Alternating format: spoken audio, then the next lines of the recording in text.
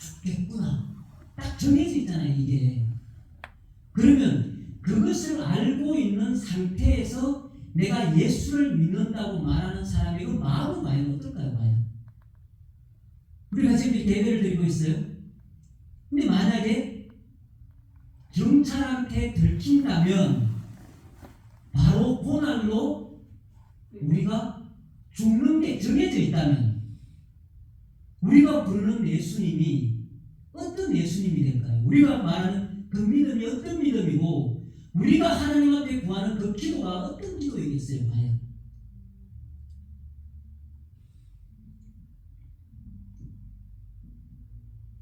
그렇게 하면 지금 이렇게 살기 좋고 평안하고 어느 누구나 믿기로 하면 다 믿을 수 있고 누구 하나 잡아가는 사람 없고 누구 하나 총 들고 오는 사람 없고 칼 들고 오는 사람 없는 그런 시대에서 우리가 이 땅에서 이제 우리 그리스도인들이 과연 그러면 하나님 앞에서 뭘 구해야 될까 한번 생각해 볼 필요가 있잖아요.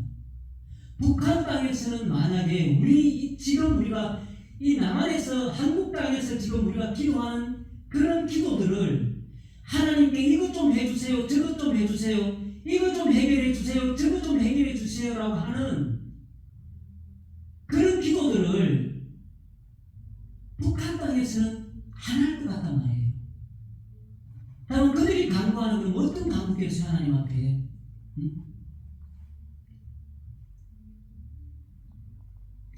세상의 부묘나 세상에서 손으로 잡을 수 있는 것이나 눈에 보이는 것이나 그것들이 이루어지게 해달라고 기도하는 건 최소한 안 할 거란 이야기예요.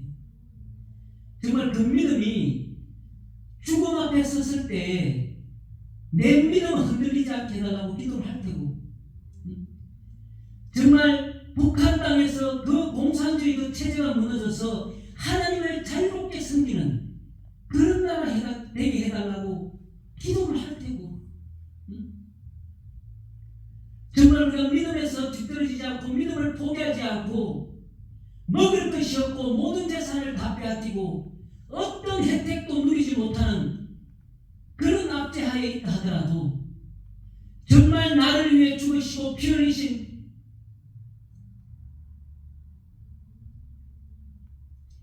예수만 바라보고 가게 해달라고 그렇게 기도하지 않겠어요?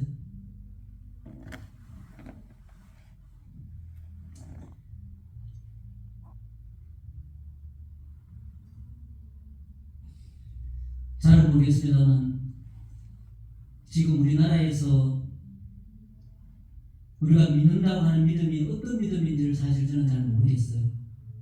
진짜 예수를 믿는다고 하는 그 믿음이 진짜 뭔지 정말 우리가 말하는 그 기도가 진짜 뭔지 그걸 저는 사실 잘 모르겠어요. 근데 전에도 제가 이야기했지만 정말 설교를 할 때 어느 누가 와서 들어도 정말 예수 믿으면 잘 됩니다. 예수 믿으면 축복 같습니다. 밖에 켜놨어요. 일부러 놔둬도 됩니다. 소리 잠깐만. 소리가 너무 크게 들려.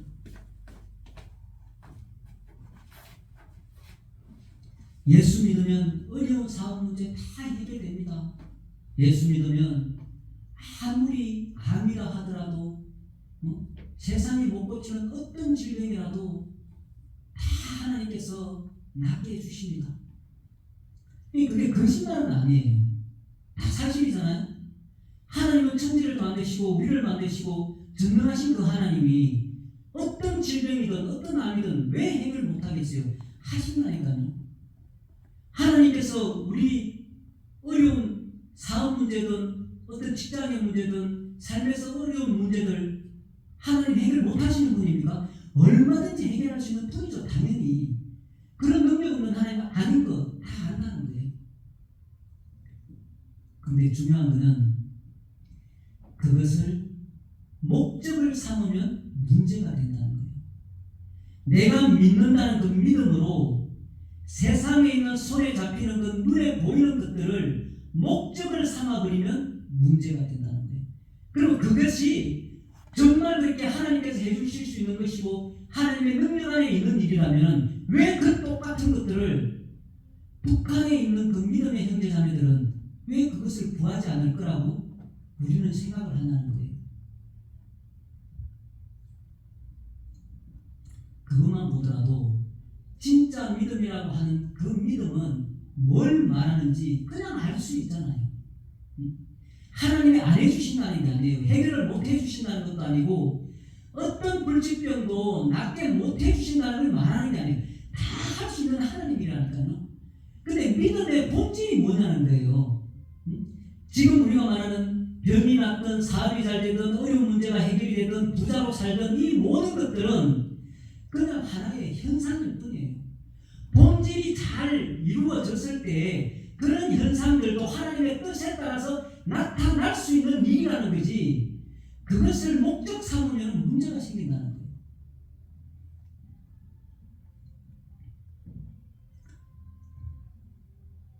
오늘 전도서 말씀은 못하게 생겼네. 우리가 진짜 우리가 깊이 생각해 볼 필요가 있어요. 우리가 믿음이 뭘까? 내가 하는 기도는 정말 하나님께서 말씀하시는 하나님이 원하시는 하나님의 뜻에 맞는 정말 그런 기도일까?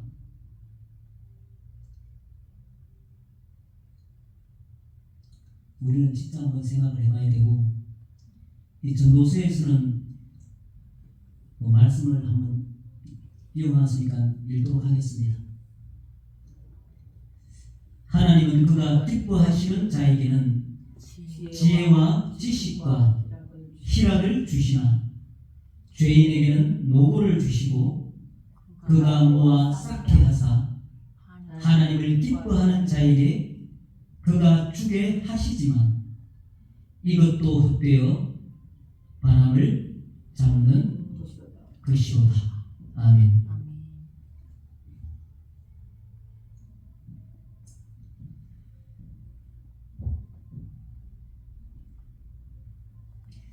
솔로몬은 우리가 성경에서 알다시피 쾌락도 다 해봤고 또 보면 건축도 하고 사업도 하고 부와 명예도 다 누려본 사람입니다. 솔로몬은 다 가졌던 사람이에요. 권력도 가져보고 돈도 가져보고 정말 쾌락도 가져보고 없는 거 없이 다 가져보고 다 누려본 그런 왕이었어요. 근데 그 사람이 말하기를 헛되다라고 이야기하는 거예요. 이 헛되다라고 말하는 건 이제 붙잡을 수 없다라는 걸 말하는 거거든요. 그러니까 권력을 내가 가지면 이것이 영원해야 돼. 그러니까 내 소유로 그 권력을 영원히 딱 붙들 수 있으면 그게 헛된 게 아니라는 거죠. 권력. 엄청난 부와 엄청난 명예를 가지고 있어요. 근데 그것을 내가 영원히 내 것으로 소유할 수 있으면 그게 헛되지 않은 거예요. 그거는. 근데 솔로몬이 하는 이야기는 그걸 가져도 잠시라는 이야기예요. 이 헛되다는 말의 의미는 붙잡을 내 소유로 영원히 내가 가지고 있을 수 없다는 걸 붙잡을 수 없다는 말이라는 거예요. 헛되다고 말하는 의미가. 근데 그것을 내 것이라고 생각하고 잡을 수 있는 시간이 기껏해봐야 10년, 20년, 30년, 40년 아니면 좀 더 길면 죽을 때까지 그 정도인 거예요. 영원하지 않다는 거예요. 이제 알렉산더 대왕이 죽기 전에 세 가지 이제 유언을 남겼다는데 첫째가 뭐냐면은 관을 메고 가잖아요. 의사들이 내 관을 메고 가게 해라. 왜냐? 죽음 앞에서는 의사도 아무 소용이 없다. 그리고 둘째는 내가 모은 금은 보화를 알렉산더 대왕이 또 얼마나 많이 모았겠어요. 금, 은, 그 보화를 관이 가는 그 길, 거기다 뿌려라. 그렇게 이야기를 했다는 거예요.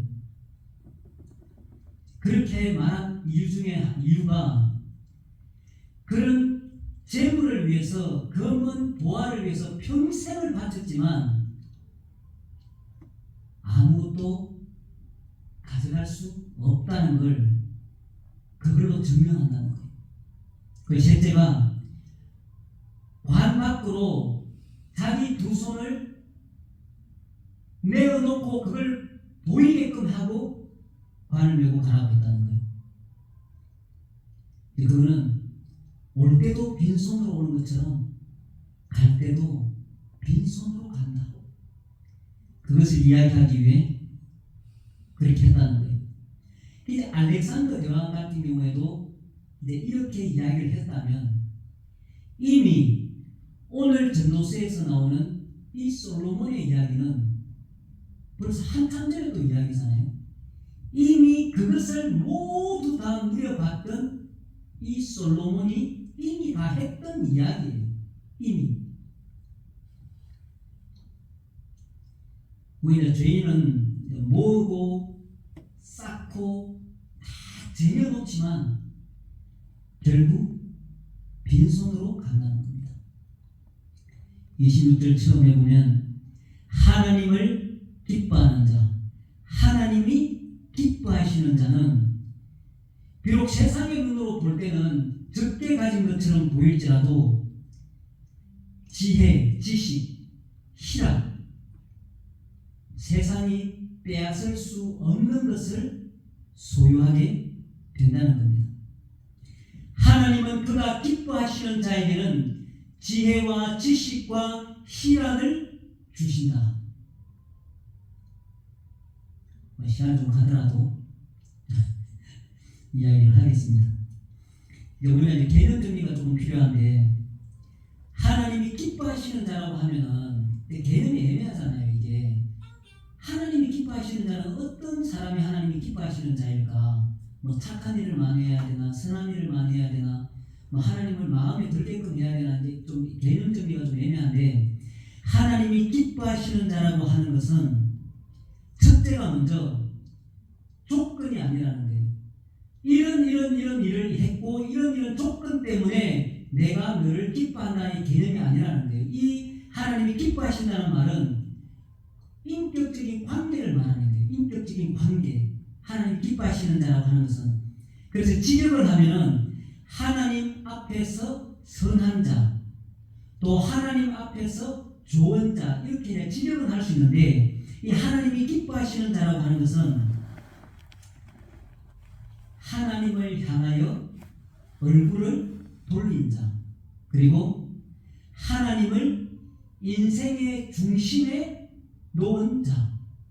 그러니까 내 인생에서 하나님의 중심이 된다는 거예요. 하나님이 내 인생의 중심이 된다는 걸 하나님이 기뻐하시는 자라고 한다는 거예요. 그리고 하나님과 바른 관계에 있는 그런 자를 하나님이 기뻐하시는 자라고 한다는 겁니다. 그리고 하나님을 경외하는 자. 우리 신약에 와서는 그리스도 안에 거하는 자를, 그리스도 안에 있는 자, 그리스도 안에 거하는 자를 하나님이 기뻐하시는 자라는 거예요. 그래서 이 하나님이 기뻐하시는 자는 다시 말하면 하나님을 인생의 중심에 두고 사는 사람은 어떤 조건이 아니라 하나님께서 선물로 주시는 게 있는데 그게 바로 지혜와 지식과 희락, 기쁨이라는 거예요. 지혜도 주시고 지식도 주시고 기쁨도 주신다는 거예요. 근데 우리 지혜는 뭐다, 지식은 뭐다 이렇게 우리가 또 말도 많고, 지혜는 살아가면서 어떤 그 상황에 따라서 어떻게 잘 분별하고 판단하고 하는 게 뭐 지혜다. 지식은 어떤 세상에서 어떤 그런 내가 습득하는 그런 어떤 아냐 모르냐 어떤 그런 게 지식이라고 이야기하는데, 그래서 하나님께서 성경에서 말하는 이런 지혜는 삶을 바르게 살아가는 그런 능력을 포함하고 있는 말이에요. 다르게 말하면은 무엇을 쫓아갈 것인가 그것을 결정하는 게 그 지혜라는 거예요. 삶을 바르게 살아간다는 것은 우리가 이제 그 처음에 시작하는 구절에서 그 다음에 죄인에게는 노고를 주신다는 말이 나오는데 대비가 되잖아요. 하나님이 기뻐하시는 자. 그 다음에 죄인이거든요. 내용이 달라요. 근데 하나님이 기뻐하시는 자에게는 선물로 주시는 게 있는데 그게 지혜라는 거예요. 내가 인생을 어떻게 살아야 할지, 무엇을 쫓아가야 할지, 하나님을 내 인생의 중심에 둔 그 사람에게는 하나님이 지혜를 주시는데 내가 이 세상 살 때 뭐가 진짜 중요하고 뭐가 정말 가치 있는 것이고 내가 무엇을 쫓아가며 살아야 할 것인지를 알게 해주신다는 거예요. 그걸 바로 지혜라고 한다. 그걸 하나님이 선물로 주신다는 거예요. 그리고 이제 지식을 준다는 거예요. 지식은 하나님을 아는 지식이에요. 그런 지혜를 주시고 하나님이 어떤 분인지 내 삶에서 그리고 나에게 하나님이 어떤 존재인지 어떤 분인지 알게 해주시는 그 지식을 주신다는 거예요. 그리고 또 주시는 것이 희락, 기쁨을 주신다는 거예요. 우리 안에 깊은 곳에서 나오는 기쁨, 세상에 주는 어떤 향락이나 그런 쾌락이 아닌 우리 안에서 깊은 곳에서 하나님이 주시는 기쁨, 그런데 평안을 포함하고 있는 그런 기쁨인 거죠. 그런 기쁨을 주신다는 거예요. 근데 죄인에게는 노고를 주시고 그가 모아 쌓게 하사. 자, 하나님께서는 죄인에게는 주시긴 주시는데 노고를 주신다는 거예요. 노고가 뭐예요? 노고가 그냥 뭐 노력하고 고생한다는 말로 표현할 수 있고 그냥 이제 노고 자체가 고통스러운 삶인 거예요. 그러니까 어떤 그런 고통스러운 삶을 주시는데 그 고통스러운 그 삶이 무엇 때문에 고통스러운 삶이냐면은 모아놓고 쌓아놓고 쟁여놓고 하는 그냥 고통스러운 그 노고라는 거예요. 이 죄인에게는 세상의 재물을 모으고 또 쌓고 또 쌓는다는 거예요. 자기를 위해서. 이 죄인은 하나님이 없이 사는 사람이에요. 하나님이 인생의 중심에 있지도 않고 하나님을 알지도 못해요. 근데 우리가 이제 죄인을 하나님을 자기 중심에 두지 않는 사람을 죄인이라고 말하는데 죄를 말할 때는 이제 하말티아라고 해서 관역을 빗나가는 걸 죄라고 이야기한단 말이에요. 그럼 죄라고 하면은 그냥 뭘 잘못하는 거, 뭐 실수하는 거, 뭐 범죄하는 것을 딱 단정하면 오히려 편한데 왜 성경에서 기록할 때 그 죄를 관역을 빗나가는 것을 왜 죄라고 말을 했을까? 자, 화살은 활에서 딱 떠나가면 스타트를 한단 말이에요. 그 관역은 저 50m, 100m 앞에 관역이 있어요. 그 화살은 그 관역을 향해서 날아간단 말이에요. 근데 활을 쏘는 사람의 목적은 그 관역의 중심에 맞추기 위해서 화살을 쏜 거지 그걸 빗나가게 하려고 쏜 게 아니란 말이에요. 그 목적이.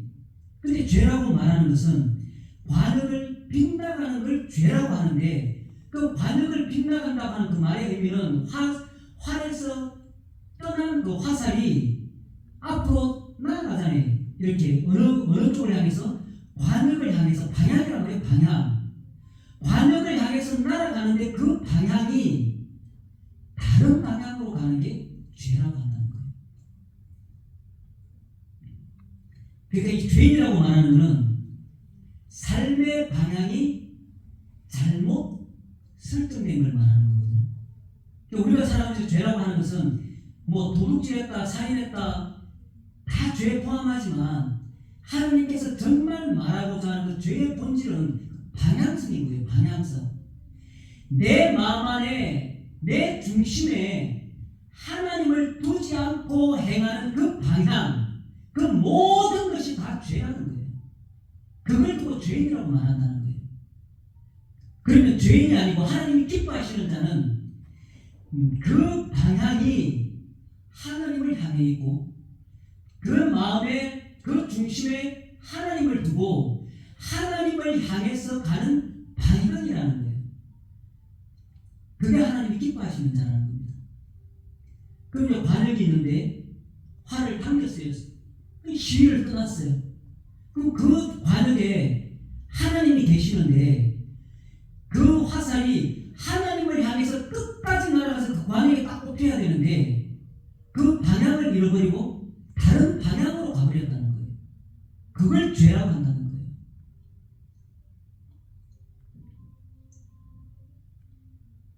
오늘 말씀에서처럼 죄인에게는 하나님을 중심에 두지 않는 그런 사람, 하나님 없이 사는 사람, 방향이 완전히 틀려버린 그런 삶을 사는 그런 죄인은 평생 동안 자기를 위해서 쌓고 모으고 쟁여놓고 다 한다는 거예요. 근데 하나님이 뭐라고 말씀하시는지 하면 하나님을 기뻐하시는 자에게 그 모아놓고 쌓아놓고 쟁여놓은 그 모든 것들을 주게 하신다. 하나님을 기뻐하는 자에게 다 주게 하신다. 자, 그러면 이렇게 말씀드리면 내가 받겠네 그렇게 생각하는 게 아니라 하나님의 뜻을 따라서 하나님의 선한 사업에 그 모아놓은 모든 것들을 다 흘려 보내버린다는 거예요. 그럼 결국 내가 그 쌓아놓고 모아놓은 걸 내가 다 가지고 소유하고 끝까지 가야 되는데 아무도 그렇게 할 수 없다는 겁니다. 그 내가 모아놓고 쌓아놓고 쟁여놓은 것을 내가 10년을 소유할 수 있고 5년을 소유할 수 있고 20년을 소유할 수 있다는 거예요. 그러면 그 쌓아놓고 모아놓은 모든 것들이 하나님의 뜻을 따라 하나님의 선한 사업을 위해 하나님을 기뻐하는 자에게 그 모든 것들이 다 흘러가게 하신다는 게 하나님의 말씀입니다. 그래서 이것도 헛되어 바람을 잡는 것이로다. 그래서 죄인들이 하는 모든 그 자기를 위해서 모아놓는 모든 것들은 바람을 잡는 것과 같다. 우리 하나님은 아주 명확합니다. 성경에서 다르게 말하는 게 단 한 번도 없거든요. 여기는 이렇게 말했다, 저기는 저렇게 말했다, 그렇게 말씀하시는 게 없단 말이에요. 하나님은 우리에게 오늘 이 말씀을 통해서 하시는 말씀이 삶의 중심을 바꿔라. 그리고 하나님을 향하라. 그러면 지혜와 지식과 기쁨이 임할 것이다. 이게 하나님의 말씀입니다. 활을 당겨서 활시위를 당겨서 활을 향해서 쏘았으면 그 방향이 그 삶의 중심이 하나님을 향해서 우리의 신약에서는 예수 그리스도를 향해서 십자가를 향해서 그 화살이 끝까지 날아가야 되는데 그것이 다른 곳을 향해서 날아가는 그 방향성이면 그것은 안 된다라고 하나님은 끝까지 이야기하고 있는 겁니다. 삶의 중심을 바꿔라. 그리고 하나님을 향하라. 그러면 지혜와 지식과 기쁨이 임할 것이다.